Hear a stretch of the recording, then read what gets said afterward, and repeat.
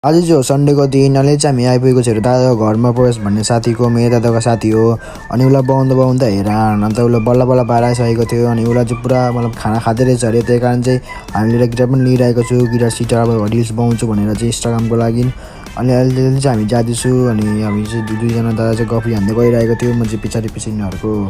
अनि उसलाई चाहिँ पुरा भोक लागिरहेको थियो हेरेर दादालाई। अनि त्यसपछि हामी चाहिँ ल्याएर जाँदैछु अहिले दोकानमा। फर्स्ट अफ दोकानमा गएर चाहिँ अन्त उसले चाहिँ लिइसकेको छ एउटा कुरकुरे, अन्त एउटा टेरेमेरे।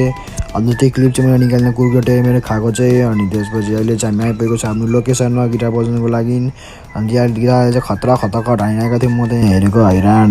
अनि सुन्नु यता कस्तो बज्दो रहेछ।